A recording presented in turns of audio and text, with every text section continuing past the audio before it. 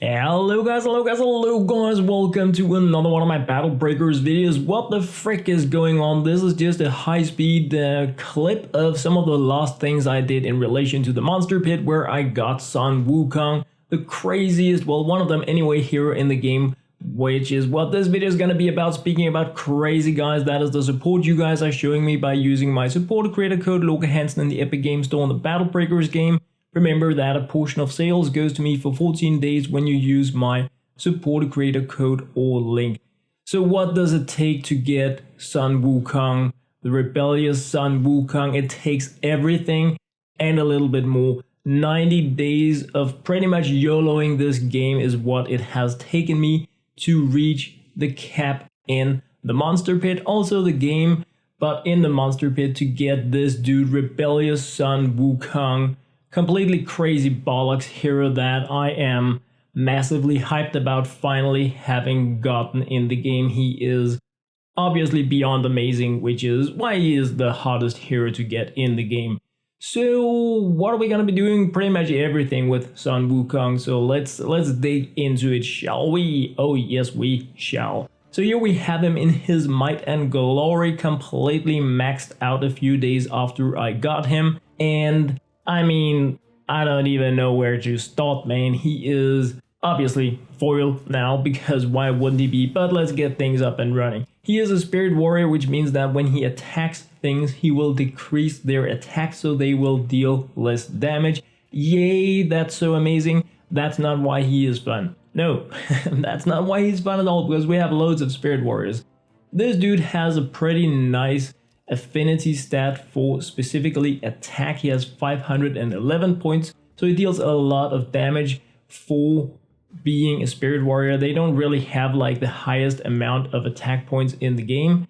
He has default mana stuff that's like blah, nobody cares. His crazy power is a combination of his commander skill that gives an evisceration chance to the entire team, that is a chance to deal triple damage. He has that 30% himself, so 50% chance to deal triple damage, and he has Endless Rebellion, a low cooldown, low mana cost ability that deals 800% attack to the lowest health enemy, and if it dies, he will attack again. It ignores counters and it ignores interception, and his passive skill means that whenever he kills something, the entire team will get stronger. So this is a crazy hero that can deal almost 1000% damage, with a chance to deal triple that damage, targeting the weakest opponent, getting stronger when it dies, and he keeps attacking until things don't die. So it sounds amazing. Let's take him into a duel to see how it plays out in there. Alrighty guys, into the duel against the Legion Spearman, where I hope to showcase a little bit about how Sun Wukong works. Of course, he's on a cooldown, so Jellifer, do your magic mojo and confuse the enemies. Then we can see how Sun Wukong really works out. So we're using his as a special, and he should now have targeted the lowest hit point opponent and ganked it out completely.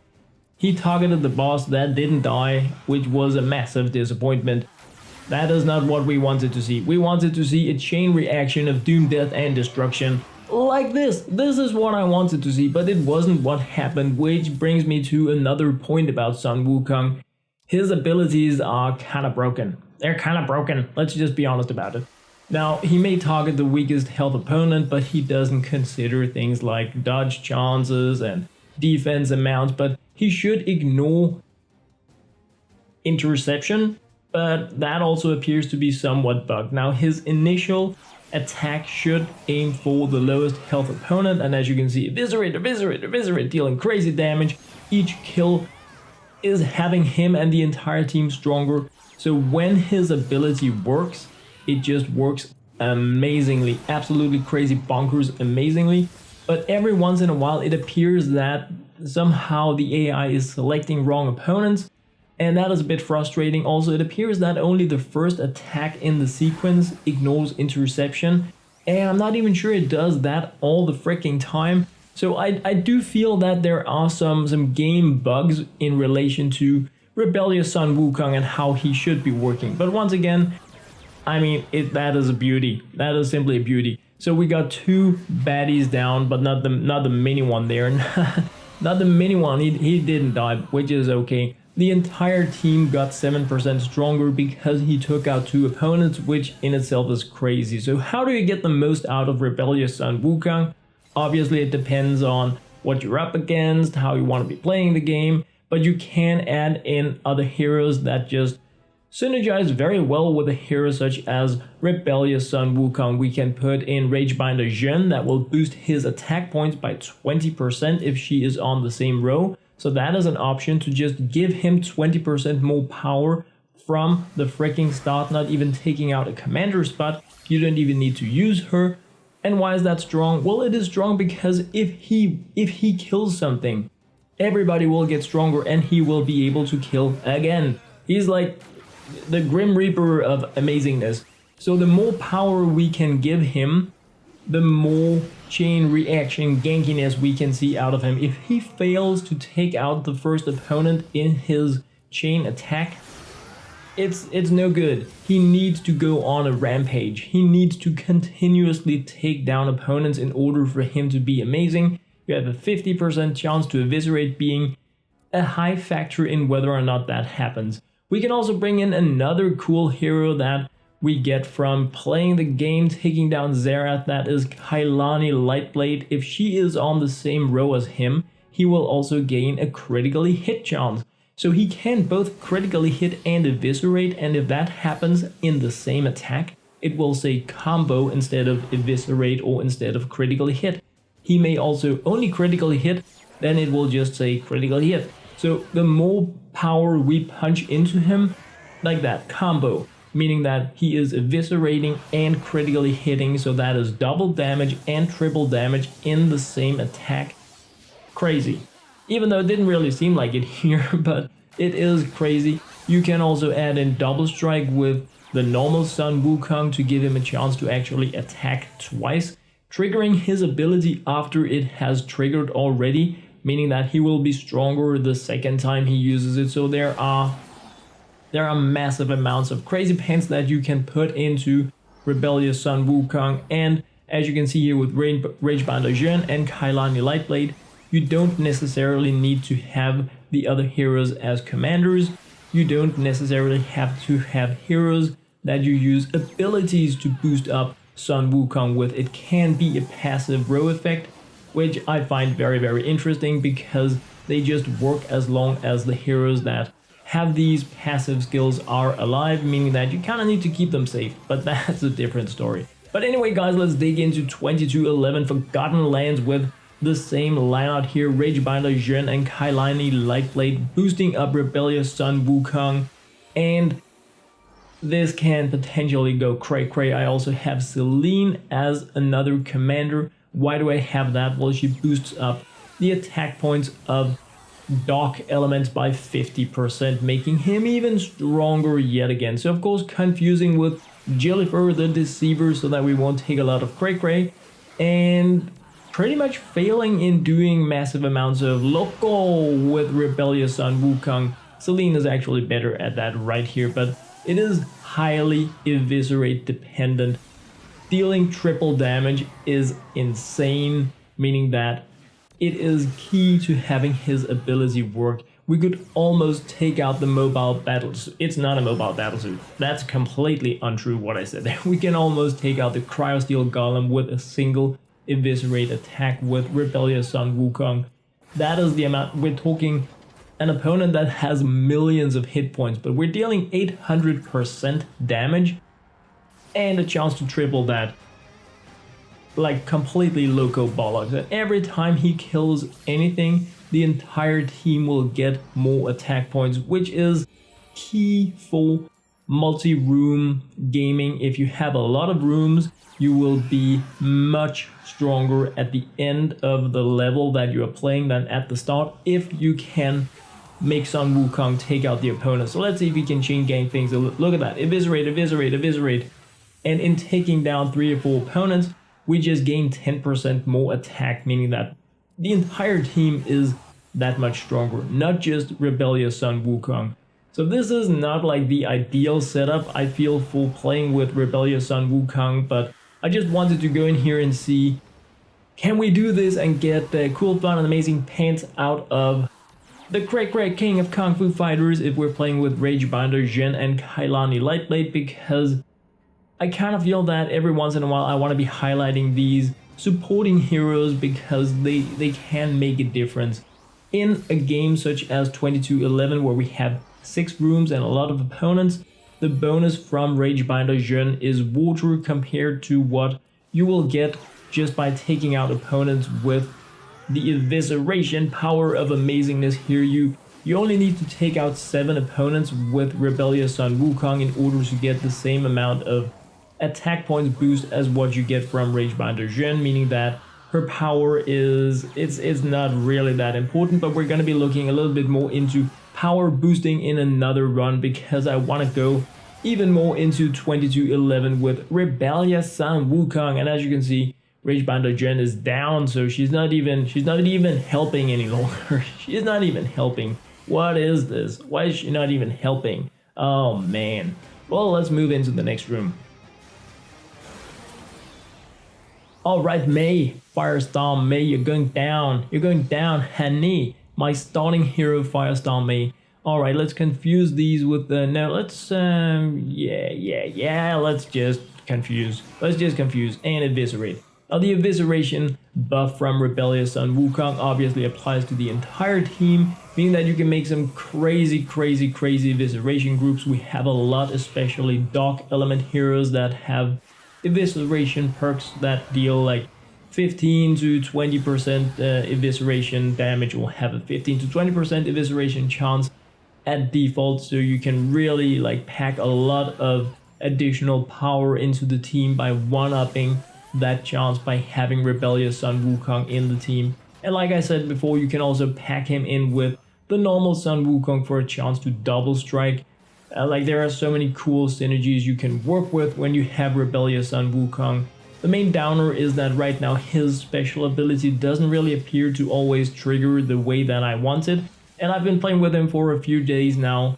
Be the Lighthouse mentioned in the Discord that his abilities were not really working as they should, and I was like, hey, I see him chain ganking all the time, but I have to agree, Be the Lighthouse, you were correct. Once again, his abilities do not appear to be completely stable. But I mean, it's a Rebellious Sun Wukong. He isn't stable. He's a mass murderer. I mean, he is.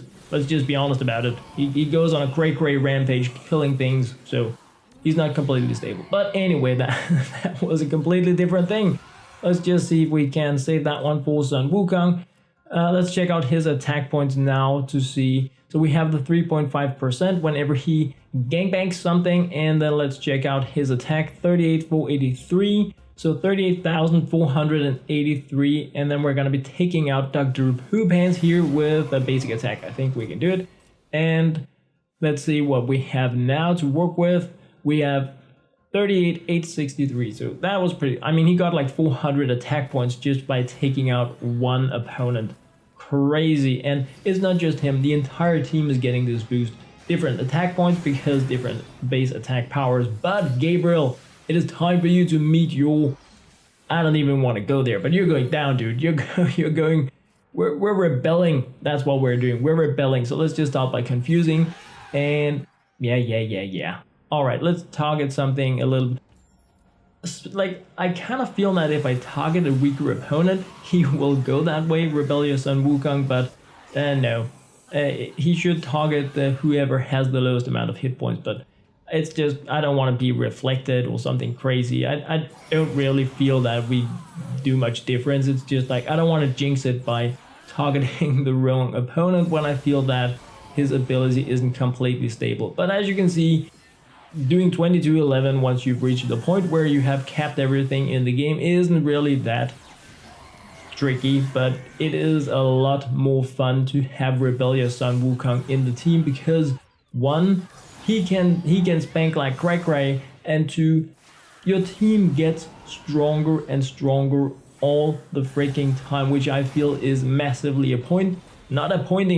amazing is what I wanted to say. But anyway, 2211 down with this setup. Kailani. Alright guys, we're going into 2211 once again, Forgotten Lands with Rebellious Sun Wukong with a different focus. This time I brought in Dragon Slayer Tessa as a commander and Nightblade Celine So I have two commanders now that give like a passive boost to the attack points of the entire team, 60% from Dragon Slayer to everybody, and 50% to Dark Element heroes from Nightblade Celine.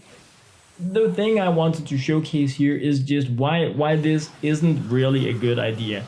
So we're bringing in 60% more attack by having Dragon Slayer Tessa as our secondary commander, but we're losing out on Rebellious Sun Wukong's ability to boost up the evisceration chance of not just himself but the entire team. So we're gaining a guaranteed 60% base attack, but we're losing a chance to deal 300% not basic attack but actual attack. And there is a difference because like the base attack is what you have before any buffs and critical hits and whatever else you have going on, whereas when you actually eviscerate, it is a triple damage amount. So whatever amount of damage you're dealing is what you're tripling, and I feel that is worth noting as well. I know you can like twist and turn numbers any way you want to make them appear interesting, but I prefer evisceration when it is, if it had been a critical chance, a chance to crit compared to a 60% boost to attack, I would say go with the flat bonus that is guaranteed compared to a lower chance to deal double damage, because you would need a 50% chance to crit in order for it to be interesting, at least. But now that we are getting 60% for a chance, like for a fixed bonus compared to a 30%, 20% chance to deal 300% more damage, I feel the evisceration is better, because he really needs as stable an evisceration as possible in order to get the most out of his chain attacks. That is just like my point on it. And what goes to that as well is 60% attack bonus is just taking out like 18 opponents.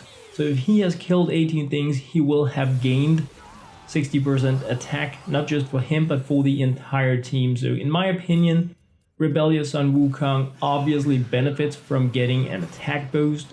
Everybody that is gonna be attacking does that. But I feel that he is better served with his own commander skill. I also tried to fool around with him just with 2 Sun Wukongs for just, you know, a flat chance to deal double strike even more, but he was just so low on power without getting any commander boost to his attack points and without having an evisceration chance like below his base. So that was in my opinion not really that interesting, but this works. It definitely does, but I feel you get a lot more bite for the buck when you have him as CMD. All right, let's go evis. No, just once. Yay me, yay me. Also, if you're playing with a hero such as Jillifer the Deceiver, which I think everybody should be playing with, in my opinion, she is the most broken OP crazy hero in the entire game. She is the one that you want. She can eviscerate as well, and she will attack passively every single turn when you have confused the opponents, which is what I use to control the game. And giving her a higher evisceration chance is also just amazing because it's a free attack every single turn. I do have 2 Jillifers. I'm just playing with one here because even though she is the controlly pants of this game, she was not really the point of the video. I already made one for her. Oh yes, I did. My honey, my deceiver. Alright, May, time to go down once again. Time to go down once again. Let's just nah, I didn't really get the mojo I wanted out of this. No, I did not, but it's okay. It's okay. We will, I mean, I have a great deal of area of effect damage in a group such as this one. We have Sky Pirate Ferris, another one of the most amazing heroes in the game. Monster Pit level 250 will give you her. We have Nightblade, Nightshade, Night Crazy Pants Celine that can also chain attack things. Then we have Rebellious Sun Wukong. We could say that Kailani Lightblade is a bit of an area damage hero as well, but let's not go there. Let's just put her a little bit out on the side, just as with Jillifer. I'm sorry, Jillifer, in terms of area damage, you're going out on the side. Unless you, like, attack something that goes area. But confuse it anyway. So moving towards the end of another run here in Forgotten Lands, 2211 with Rebellious Sun Wukong boosted up attack wise from Dragon Slayer Tessa and Nightshade Celine, and obviously it's doable. I haven't been struggling to get this far in the game. I do feel the other was more efficient. Normally playing with with Rebellious Sun Wukong, it's not gonna be with Ragebinder Zhen, it's not gonna be with Kailani Lightblade. Even though they offer a boost to the row, I don't really feel their boost justifies their position in a group such as this. They're amazing in PvP because we don't have like a lot of gaming, we don't have a lot of rooms, so you get an instant boost in a very short battle.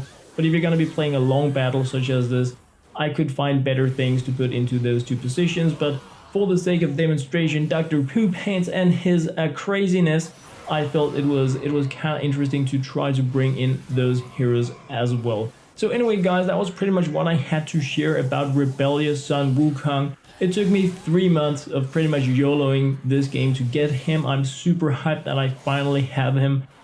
I just need to get 2 now. I gotta go diamond crystal farming to see if it is gonna be possible for me to somehow get 2, because that would turn crazy into Dr. Double Cray Cray. As always guys, thank you very much for watching. Thank you very much for your support. I absolutely love you guys.